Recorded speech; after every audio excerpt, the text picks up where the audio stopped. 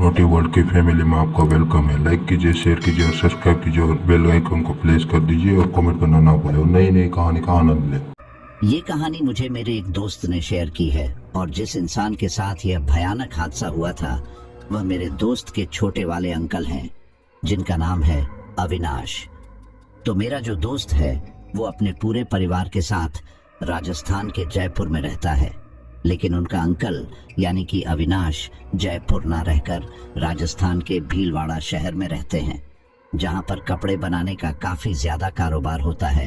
तो वहां पर एक कपड़े बनाने की फैक्ट्री में वो सुपरवाइजर का काम करते हैं।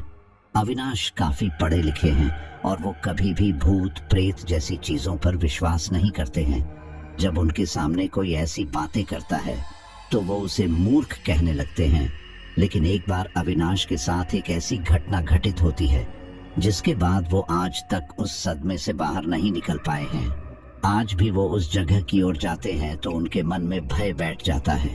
तो साथियों, इस स्टोरी को शुरू करूं उससे पहले मैं आपसे कहूंगा कि आप अपने बारे में छोटा सा परिचय मुझे जरूर दे दें कि आप कहाँ के रहने वाले हैं, आपका नाम क्या है और आप कितने सालों से यह स्टोरी सुनते आ रहे हैं, ताकि आपसे मेरा और बेहतर जुड़ाव हो सके। और हाँ, अगर आप इस चैनल पर पहली बार स्टोरी सुनने के लिए आए हैं तो इस चैनल और भी जबरदस्त बड़ी बड़ी कहानियां मैंने आपके लिए तैयार की हुई है, तो आप बाकी स्टोरीज को भी जरूर सुनें। और जब आपको लगे कि वाकई में कमाल की स्टोरीज आपको यहाँ पर सुनने को मिलती है तो फिर चैनल को सब्सक्राइब जरूर कर लें। तो चलिए अब आगे की कहानी हम शुरू करते हैं और आगे की कहानी आप अविनाश के पर्सपेक्टिव से ही सुनने वाले हैं।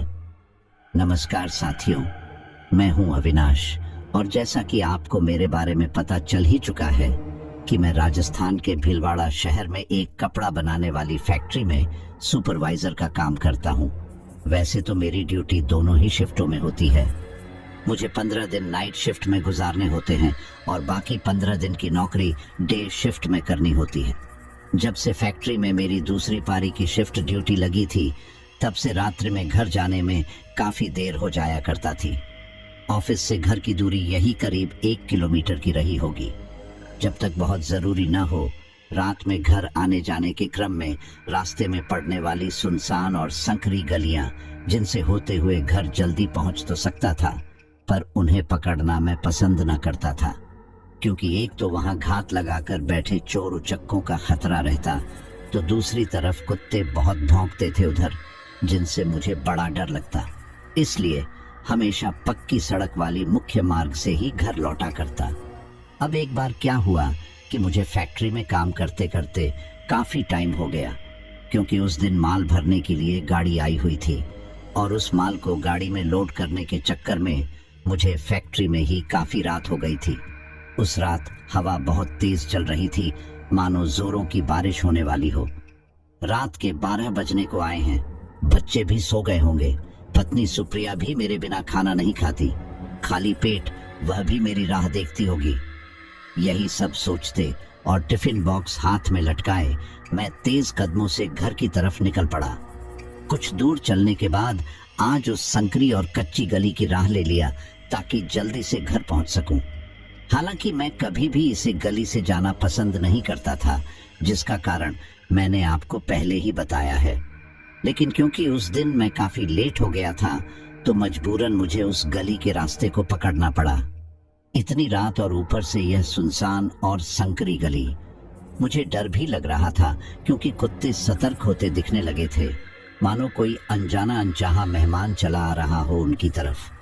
वैसे मानव हो या ये कुत्ते बिन बुलाए मेहमान किसी को पसंद नहीं आते। अपने इलाके में रात में आने जाने वाले हर एक इंसान को पहचानते हैं ये जानवर।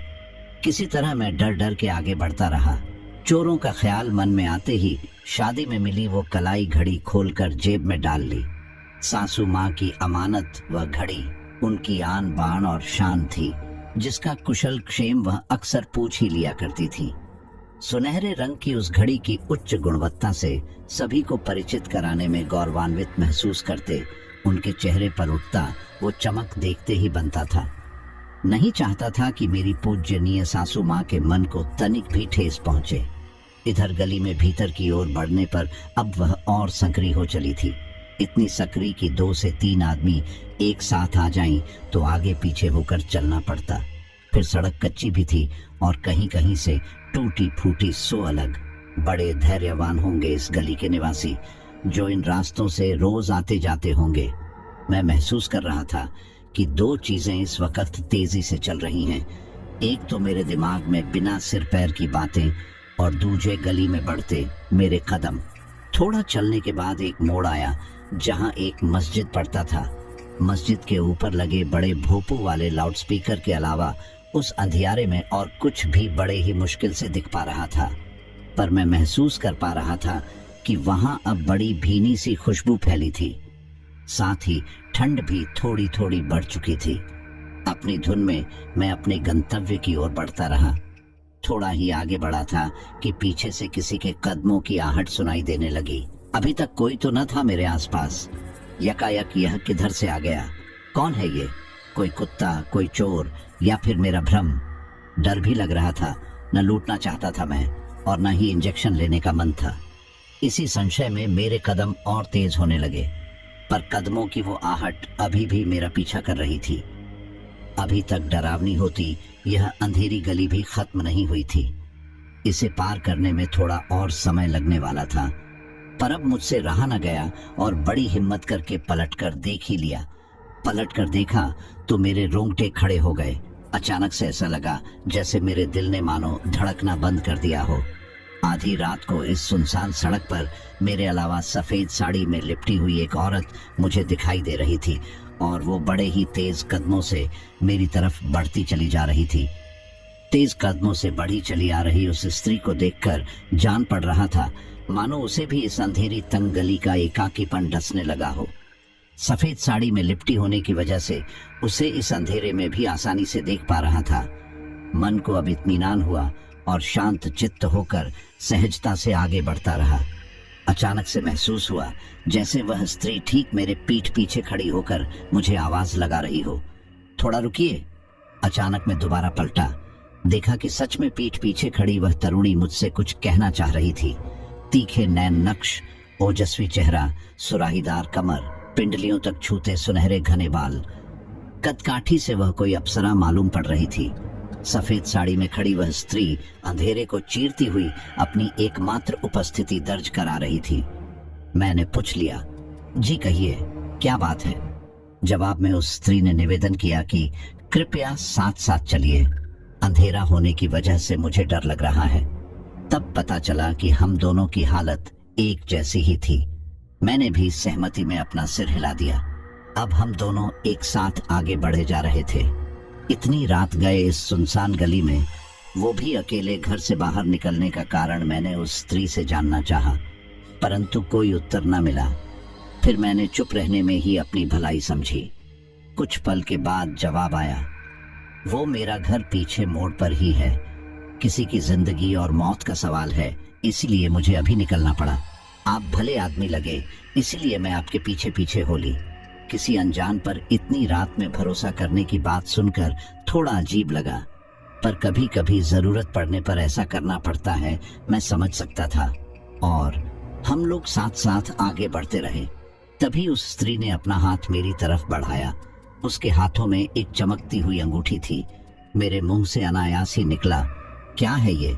उस स्त्री ने जवाब दिया, आप इसे पहन लीजिए, ये आपके काम आएगा, आपको डर भय से ऊपर ले जाएगा और बुरी ताकतों से भी बचाएगा।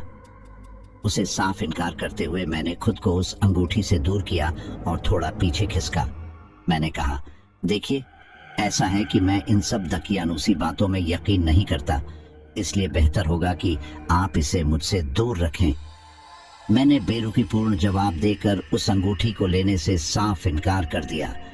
पर एक बात गौर करने लायक थी कि मेरे इतने बेरुखी भरे रवैये के बाद भी वह स्त्री तनिक भी विचलित न हुई और बिल्कुल शांत चित्त होकर खड़ी रही। उसके साथ के व्यवहार पर मुझे भीतर से आत्मग्लानि भी महसूस हो रही थी। हालांकि मुझे पता था कि मैंने जो भी किया सही किया। गली भी अब खत्म होने वाली थी और पक्की सड़क मैं अपने सामने देख सकता था। तभी वह स्त्री रुकी और मुझसे आगे बढ़ते रहने के लिए कहा, और मुझे कहा, कुछ जरूरी सामान घर पर ही भूल गई हूँ, इसीलिए वापस जाना पड़ेगा। और वो वापस गली के भीतर लौटने लगी। उसके साथ चलकर मैंने उसे घर तक छोड़ने की बात कही तो बड़ी विनम्रता से उसने मना कर दिया। तब एक दूसरे से विदा लेकर हम दोनों अपने अपने गंतव्य की ओर बढ़ चले। घर आकर हाथ मुंह धोया। पूरा बदन दर्द से दुख रहा था और शायद हल्का बुखार भी था। मेरे कदमों की आहट से सुप्रिया भी जाग चुकी थी। मुझसे खाना खाने के लिए पूछा तो मैंने मना कर दिया और उसे खाने को बोलकर बिछावने पर चला गया। सुबह 5 बजे से मेरी दिनचर्या शुरू हुई। तड़के तड़के उठकर सुबह का व्यायाम, नहा धोकर बेटे को स्कूल पहुंचाना, फिर खुद नाश्ता करके फैक्ट्री के लिए निकलना। फैक्ट्री में काम का दबाव होने की वजह से कब सुबह से दोपहर हो गया पता ही न चला। लंच टाइम हो चुका था और मेरे सहकर्मियों ने मुझे खाना खा लेने को कहा। फिर आपस में बतियाते हुए हम लोग अपना खाना खत्म करने लगे। बातचीत के क्रम में मैंने सामने वाले दोस्त की अंगूठी देखी और बीती रात की सारी घटना आंखों के सामने तैरने लगी, जिसकी चर्चा मैंने अपने साथियों से भी की। फिर क्या था, सबको खिंचाई करने का जैसे बहाना ही मिल गया हो। तुम इतने स्मार्ट हो ही, तुमसे सगाई करना चाहती होगी, गिफ्ट समझकर रख लेते, आदि तरह तरह की बातें। जल्दी जल्दी अपना खाना खत्म कर मैं वहां से खिसका और अपने काम में लीन हो गया। पर मन में सहकर्मियों की कही उलझ-पुलझ बातें चल रही थी। यही नहीं, वो बातें सही प्रतीत होने की गलतफहमी भी हो रही थी कि कहीं सच में मैं उसे पसंद तो नहीं आ गया, इसलिए उसने अपनी अंगूठी मेरे तरफ बढ़ाई होगी। और मैं अपने काम में व्यस्त हो गया। दैनिक उत्पादन का दबाव ज्यादा होने के कारण आज भी रात के 12 बज गए। पर आज साथ में एक सहकर्मी भी था जो घर वापसी में मेरे साथ साथ हो लिया। थोड़ी दूर तक साथ चलने के बाद वो अपने घर के लिए दूसरी तरफ मुड़ गया और मेरे सामने फिर से वही संकरी गली थी। मैं उधेड़-बुन में था कि क्या करूं क्या न करूं। पता नहीं क्यों, पर फिर से उसी गली में घुस गया जैसे कोई मुझे बुला रहा हो या मैं खुद से जाना चाहता था। हाथ में टिफिन बॉक्स लिए मेरे उत्सुक कदम आगे बढ़े जा रहे थे। पर आज एक बात बड़ी अजीब थी। गली में एक भी कुत्ते नहीं दिख रहे थे। कहाँ गए सब? एक दिन में इतने परिचित हो गए ये बेजुबान जानवर मुझसे। आगे चलता हूँ मैं मस्जिद वाली मोड़ से घूमा और थोड़ा आगे बढ़ा ही था कि तभी पीछे से आवाज आई, जनाब जरा ठहरिए। मैं ठिठक कर रुका। पलट कर देखा तो लहराते हुए सुनहरे बालों वाली यह वही स्त्री थी जो पिछली रात मिली थी। ललाट पर एक लंबी सी बिंदी लगाए और चेहरे पर तेज लिए काली साड़ी में वह मस्जिद के पास खड़ी मुस्कुरा रही थी। इतने अंधेरे में भी एक अजीब सा प्रकाश था उसके चारों तरफ और चेहरे पर अजीब सा आकर्षण। उस स्त्री ने पहेली भरी मुस्कान के साथ पूछा, आज भी आपकी मदद चाहिए मुझे, क्या मिलेगी? मैं हाँ बोलूं या ना, कुछ समझ में नहीं आया। फिर भी हामी में सिर हिला दिया और वह मेरे साथ चल पड़ी। आज चुप नहीं थी, वह बोले ही जा रही थी, जैसे मेरे आने का ही इंतजार कर रही हो कि क्या क्या बताना है, क्या पूछना है। मानो उसने सब कुछ पहले से ही सोच रखा हो। मैं कौन हूँ, कहाँ रहता हूँ, घर पर कौन कौन है, मेरी पसंद नापसंद वगैरह वगैरह टाइप के सवालों के तीर एक एक करके वो मेरी तरफ चलाती जा रही थी। उसके न खत्म होने वाले सवालों की पोटली को भरते हुए मैं कदम से कदम मिलाए आगे बढ़ा जा रहा था। मैंने उस स्त्री से कहा, इतनी रात को आप अकेली घर से बाहर निकलती हो, किसी को साथ लेकर निकलना चाहिए। फिर उसकी तरफ देख उससे सवाल किया, आप कहाँ रहती हो, घर पर कौन कौन है? उसने हंसकर केवल यही कहा कि क्या करिएगा जानकर, बस जब मिलना हो इसी वक्त इस गली से गुजरना, मैं दिख जाऊंगी। और ठहाके लगाकर हंसने लगी। इस तरह के जवाब की मैंने कल्पना भी न की थी। ऐसा सुनकर मुझे बड़ा ही अजीब लग रहा था। बातें करते हुए हम दोनों आगे बढ़ते रहे। तभी उसने अपने कांधे पर लटकाए थैले में हाथ डालकर कुछ निकाला। अपनी मुट्ठी में उसने कुछ छिपा रखा था। कुछ तो था उसमें, क्या पता नहीं। उसकी इस हरकत को मैं समझ नहीं पाया और तभी उसने मुझसे मेरा हाथ आगे बढ़ाने को कहा। उसकी बंद मुट्ठी की तरफ देख मैंने प्रश्न किया, क्या है इसमें? मुस्कुराकर वह मुझसे मेरा हाथ आगे करने का जिद करती रही। जब उसने अपनी बंद मुट्ठी न खोली तो मैंने भी साफ साफ इनकार करते हुए कहा, हम लोग जानते ही कितना है एक दूसरे को, और ऐसे ही किसी अनजान से बंद मुट्ठी से मैं तो कुछ ना लूं। जब मैं नहीं माना तो अंततः उसने अपनी मुट्ठी खोली। उसकी हथेली में वही चमकती हुई अंगूठी थी जिसे पिछली रात मुझे पहनाने का असफल प्रयास किया था। मैंने उसे समझाया कि अगर आप दिन में यह देती तो मैं शायद लेने के लिए सोचता भी, पर इतनी रात गए और ऊपर से यह अंगूठी देखने में ही बहुत कीमती लगती है, इसलिए आप मुझे माफ करें, मैं इसे बिल्कुल भी नहीं ले सकता। मेरा नाम में जवाब सुनकर उस स्त्री की आंखें तंज हो गई। अजीब तरीके से घूरती हुई निगाहों से मेरी तरफ देखते हुए उसने कहा कि मैं आपकी पूरी जिंदगी खुशहाल बनाना चाहती हूँ और आप हो कि अपनी अभावपूर्ण जिंदगी से बाहर निकलना ही नहीं चाह रहे। अपनी तीखी होती आवाज से उसने कहा, आप इस अंगूठी को एक बार पहन कर तो देखो, आपको एक नई और बिल्कुल अलग ही दुनिया दिखेगी, सारे दुख तकलीफों से ऊपर। पर मैं अपनी ही बातों पर अडिग रहा और उसकी एक भी बात सुनने या मानने को तैयार न हुआ। ऐसे करते करते हम दोनों गली के आखिरी छोर पर पहुंच गए। अचानक वह स्त्री बिल्कुल एक जगह स्थिर हो गई, पर मुझे आगे बढ़ते रहने को कह खुद वापस अपने घर लौटने के लिए मुड़ी। तो मैंने प्रश्न किया, क्या हुआ, आप वापस क्यों जा रही हैं? मेरे प्रश्न का बिना कोई उत्तर दिए वह लौटने लगी। उसका ऐसा रवैया मुझे बड़ा ही विचित्र लगा कि जब उसे कहीं जाना ही न था तो आखिर क्यों आई मेरे साथ गली के इस छोर तक। हाँ, लौटते वक्त मुझे केवल एक बात कह गई कि जब कभी मिलना हो या ये अंगूठी चाहिए तो इस गली से गुजरना, मैं आपको मिल जाऊंगी। मैं कुछ न बोला और तेजी से उस गली से बाहर निकल मुख्य मार्ग पर आ गया। बाहर स्ट्रीट लाइट की दूधिया रोशनी से समूचा सड़क नहाया हुआ था। रात के सन्नाटे में उस सड़क पर इक्का दुक्का लोग ही आते जाते दिख रहे थे, पर मैं अब थोड़ा राहत महसूस करने लगा था। जो कुछ भी अभी घटित हुआ उसे लेकर मन में 100 सवाल भी उठ रहे थे। गली को पीछे छोड़ मैं कंक्रीट वाली मुख्य सड़क पर निकल तो आया, पर उस स्त्री की उलझाऊ बातें मेरे जहन में चहलकदमी करके दम बदम मुझे बेचैन कर रही थी। आखिर कौन थी वह स्त्री? उसकी मंशा क्या थी? उस अंगूठी में ऐसी क्या ही बात थी जो मुझे पहनाने की खातिर जिद पकड़कर बैठ गई? वह हर बार गली के मुहाने तक आकर आखिर वह वापस क्यों लौट जाती रही? ऐसे अनसुलझे ढेर सारे सवालात थे जो रास्ते भर मुझे परेशान करते रहे और अंततः अपने घर की दहलीज पर आकर मैंने राहत भरी सांस ली। घर पहुंचकर उन फालतों की बातों से तो निजात मिला, पर अब शदीद ज्वर ने मुझे अपने कब्जे में जकड़ लिया था। पत्नी सुप्रिया से नजरें बचाकर मैंने दवाई निगली और चुपचाप बिछावने पर आकर लेट गया। लेकिन फिर मैंने अपने आप को उसी जगह पर उसी गली में खड़ा हुआ पाया। वह चारों ओर भयंकर सन्नाटा था। रोशनी के नाम पर केवल चांद की हल्की हल्की दूधिया रोशनी पूरे वातावरण में फैली हुई थी। वहीं थोड़ी पहले जो कुत्ते मुझे नजर नहीं आ रहे थे, वही कुत्ते वहां पर अब मुझे देखकर भौंक रहे थे। वो कुत्ते दिखने में काफी भयानक दिख रहे थे, जैसे कोई राक्षस है उनके अंदर घुस गया हो और मुझे फाड़कर मेरा खून पीने के लिए तड़प रहे हो। मैं ये दृश्य देखकर अंदर से पूरा दहक उठा। मैं सोच रहा था कि अभी थोड़ी देर पहले तो मैं यहाँ से निकल कर गया ही था और अब दोबारा मैं इस जगह पर कैसे पहुँच सकता हूँ। मैं वहां से अपने घर की ओर का रास्ता देखने लगा और मुझे उस गली से थोड़ी मुख्य रोड दिखाई देने लगी। मैं उस मेन रोड को पकड़ने के लिए वहां से भागने लगता हूँ। मैं बस दौड़ा जा रहा था अपने पूरे जोश के साथ, लेकिन वो गली है कि पूरा होने का नाम ही नहीं ले रही थी। तभी मुझे अपने पीछे से किसी के हंसने की आवाज सुनाई देती है।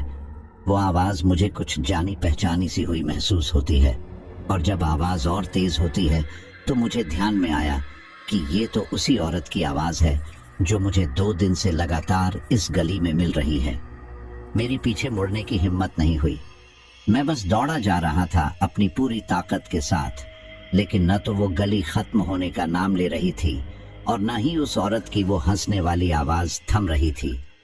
जब काफी दूर दौड़ने के बाद भी गली खत्म नहीं हुई तो मैं थक हार कर खड़ा हो गया। मैं खड़ा खड़ा सोच ही रहा था कि अब क्या किया जाए, और ये मेरी पीछे जो स्त्री है आखिर ये चाहती क्या है। जब मैंने हिम्मत करके पीछे मुड़कर देखा, वो औरत एकदम सफेद लिबास में चमक रही थी। उस भयानक अंधेरे में भी उसके चेहरे पर रोशनी चमक रही थी। दिखने में वो किसी अप्सरा से कम नहीं लग रही थी, लेकिन जब वो मुंह फाड़कर हंसती तो काफी भयानक लग रही थी।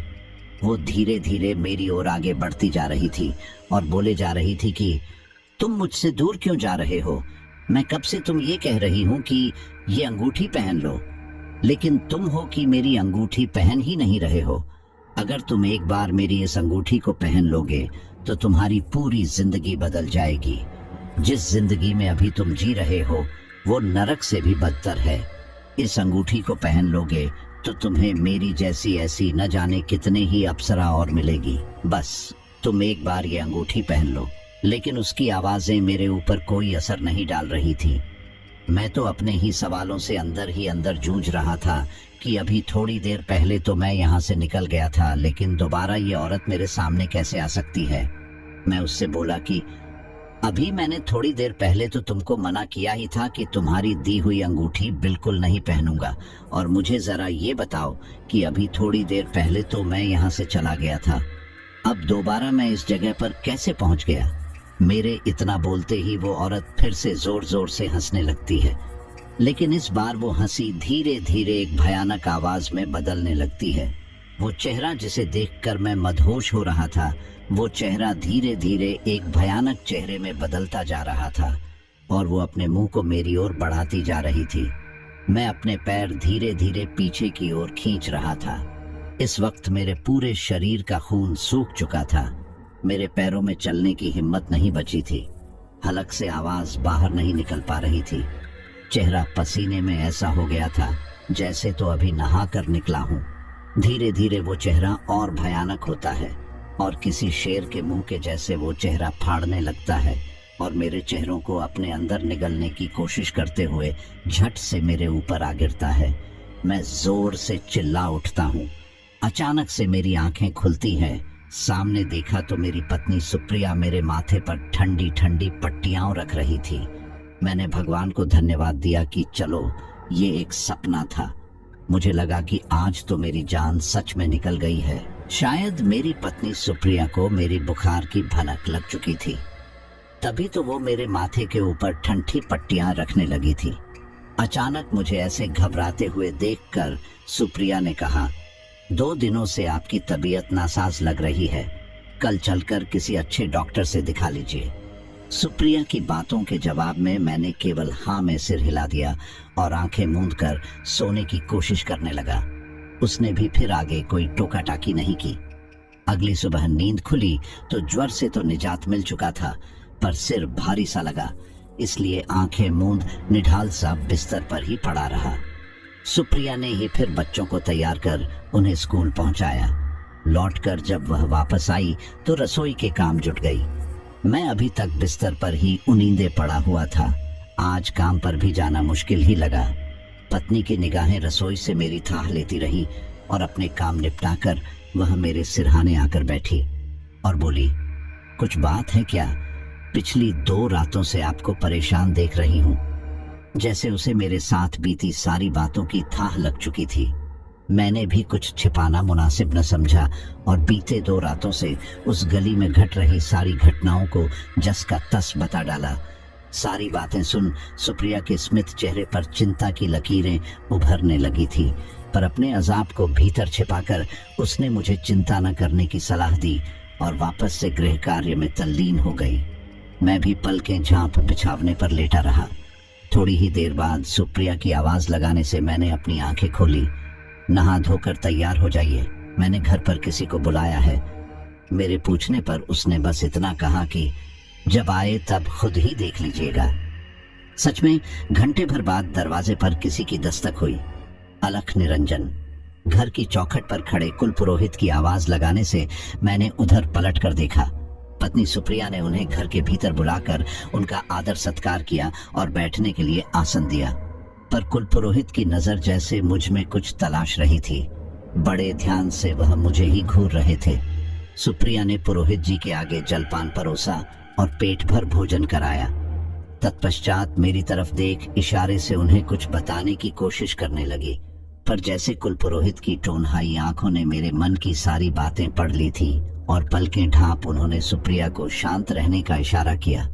वो मुझसे बोले, बेटा, पिछले रातों में घटी सारी बातें मुझे विस्तार से जाननी है। मैंने भी फिर कुछ नहीं छिपाया और हर एक बात विस्तार से उन्हें बता दी। सारी बातें सुन कुलपुरोहित के चेहरे पर तिरकता साफ झलकने लगी थी, पर संयम से काम लेकर उन्होंने अपने चित्त की निर्मलता को भंग न होने दिया। आंखें मूंद कुछ देर अंतर ध्यान रहे और फिर थैले से मुट्ठी भर भभूत निकालकर मेरे ललाट पर मल दिया। मेरे समीप बैठी सुप्रिया की कौतुक निगाहें अनिमेष उन्हें निहारती रहीं। कुछ पल कमरे में सन्नाटा पसरा रहा और फिर कुलपुरोहित की बातों से उसमें जाग पड़ गई। पुरोहित जी ने बताया, तुम्हारी मुलाकात एक जिन्न से हुई थी। जिसके बाद थोड़ी देर तक वहां सन्नाटा पसरा रहा। पुरोहित जी ने गंभीर होते हुए आगे बोलना शुरू किया। गली का आखिरी छोर ही उसका अंतिम दायरा था, इसीलिए वह उससे आगे नहीं बढ़ पाई।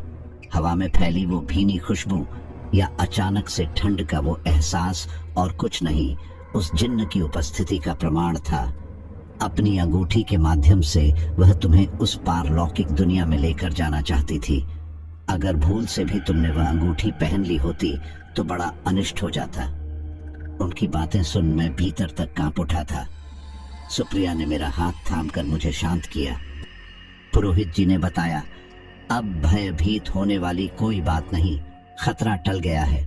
पर हाँ, एक बात का हमेशा ध्यान रहे कि चाहे कुछ भी हो जाए, रात्रि में भूलकर भी उस गली में कदम मत रखना। अभी तक उस जिन्न ने तुम्हें अपनी सुंदरता और प्यार के आकर्षण से मात्र अंगूठी के सहारे अपने साथ ले जाने की प्रयास किया। बड़े खुशकिस्मत निकले कि तुम उस गली के आखिरी छोर, यानी जहां उसका दायरा खत्म होता है, वहां पहुंच गए। इसीलिए वह कुछ न कर पाया और उसे खाली हाथ लौटना पड़ा। पुरोहित जी की बातों पर मैंने उन्हें टोक कर पूछा, पर पुरोहित जी, उस गली में तो इतने सारे लोग रहते हैं, उन सब का क्या? प्रश्न सुनकर पुरोहित जी मुस्कुराए और मेरी तरफ देखते हुए कहा, अच्छा ये बताओ, क्या तुमने उस गली में उस स्त्री के सिवाय किसी इंसान को देखा था? फिर अपने प्रश्न का जवाब खुद ही देते हुए उन्होंने कहा, नहीं ना। पता है क्यों? क्योंकि उस गली में रहने वाले लोगों को इस बात की जानकारी पहले से ही है, जिसकी वजह से रात्रि में कोई नहीं निकलता सिवाय कुत्तों के। पुरोहित जी को बीच में ही रोकते हुए मैंने कौतूहलवश उनसे प्रश्न किया, पुरोहित जी, एक बात मुझे बड़ी अजीब लगी। पहले दिन जब मैंने उस गली में प्रवेश किया तो ढेर सारे कुत्ते मुझ पर भौंक रहे थे, पर अगले दिन जब मैं फिर से उस गली में घुसा तो कुत्तों का नामो निशान भी न था। तो क्या वो सब उस स्त्री का भ्रमजाल? कहते कहते मैं चुप हो गया। वो बोले, तुमने सही समझा, वह उस स्त्री यानी जिन्न का भ्रमजाल ही था।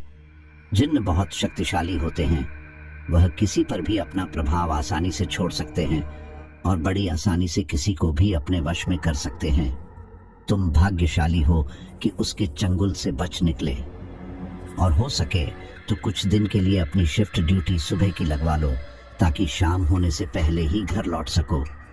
पुरोहित जी ने हिदायत देते हुए कहा। फिर पुरोहित जी ने अपने थैले में हाथ डालकर कुछ निकाला, पर इस बार वह अंगूठी नहीं थी, एक ताबीज थी। उस पर मंत्र फूंककर उन्होंने उसे मेरी तरफ बढ़ाया। इस बार मैंने उन्हें मना नहीं किया, बल्कि अपनी बाह आगे बढ़ा दी। उन्होंने मंत्रोच्चारण के साथ उस ताबीज को मेरी बाजू पर बांधते हुए कहा, इसे हमेशा बांधे रखना, यह तुम्हारी रक्षा करेगा, चाहे कुछ भी हो जाए, उतारना मत। फिर हम पति पत्नी को सदा सुखी रहने का आशीर्वाद देकर पुरोहित जी चले गए। मैं ठहरा पढ़ा लिखा और ऊपर से शहर में रहने वाला इंसान, जिन्न या भूत प्रेत जैसी बातों पर मैंने आज तक कभी यकीन नहीं किया। जैसा कि मैंने गली में मिली उस स्त्री या तथाकथित जिन्न को भी बताया था कि किसी भी दुखियानुसी बातों पर मैं यकीन नहीं करता। मेरा दिमाग पुरोहित जी के द्वारा कई बातों पर भी प्रश्न चिन्ह खड़ा कर रहा था, पर उस गली में मैंने जो भी अनुभव किया उसे सामान्य भी तो नहीं कहा जा सकता। परिदृश्य को देखने के नजरिया हर किसी का अलग अलग होता है। हर इंसान अपने हिसाब से परिस्थिति का आकलन करता है। यह जरूरी भी नहीं कि वह आकलन हर बार सच्चाई से मेल खाता ही हो। अब क्या सच है और क्या झूठ, यह न तो मैं जानता था और न ही पुरोहित जी। ये तो सिर्फ ईश्वर को ही पता था या फिर उस स्त्री को। पर एक बात तो थी, पुरोहित जी के तर्क भरे उत्तर से उस गली में घटी सिलसिलेवार घटनाओं और उस स्त्री के बारे में मेरे मन मस्तिष्क में उठते ढेरों सवालों पर अब विराम लग चुका था। हालांकि पुरोहित जी की बातें सुन मैं बहुत डरा हुआ था, जिसकी वजह से भूलकर भी अब उस गली में जाने की मेरी हिम्मत न थी। आज उस घटना के करीब 10 साल होने को हैं। उस गली के पास से मैं अनेकों बार गुजरता हूँ, पर आज भी भीतर जाने की हिम्मत नहीं होती। मन मस्तिष्क में बस यही एक सवाल घूमता है कि सच में वह स्त्री थी या जिन्न। तो दोस्तों, आज की हमारी ये स्टोरी यहीं पर कंप्लीट होती है। और जो कहानी आपने सुनी है वो मेरे दोस्त के अंकल के साथ रियल में घटित हुई है। तो वही कहानी जो मेरे दोस्त ने मेरे से बताई थी, मैंने उसी को आपके साथ शेयर किया है। और मुझे आप पर पूरा का पूरा यकीन है कि आपको ये स्टोरी काफी पसंद आई होगी। अगर फिर भी आपको कुछ समस्या लगती है तो फिर मुझे कमेंट बॉक्स में जरूर बताएं। मैं आपके कमेंट को जरूर पढ़ूंगा। और जल्दी ही नेक्स्ट स्टोरी आपके सामने आने वाली है। तब तक के लिए आप भी उसका वेट कीजिए और अपना ख्याल रखिए और दूसरों का भी ख्याल रखिए।